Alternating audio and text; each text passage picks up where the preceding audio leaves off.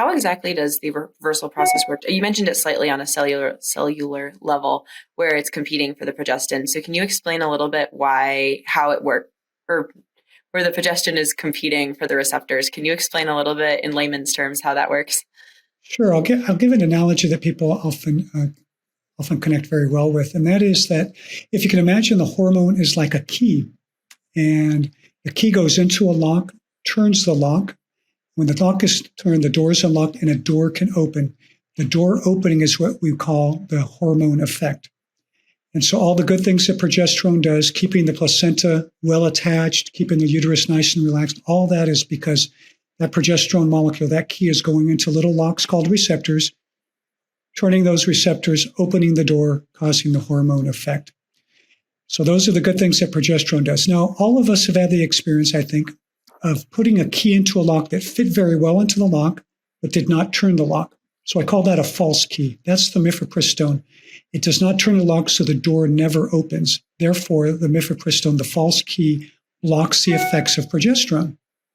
Now, fortunately, those keys are going in and out of the lock. It's a dynamic process.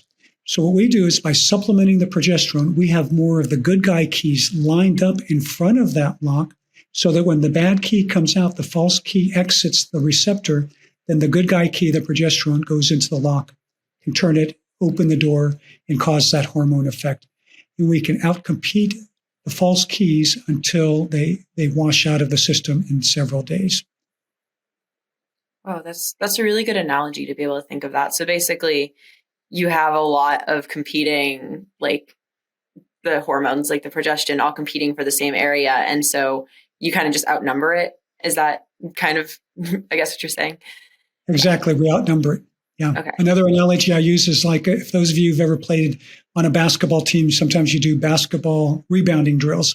And usually you have, let's say, 3 players on one team, 3 on the other, and you throw the ball up, and about 50% of the time one team will get it, 50% of the time the other team.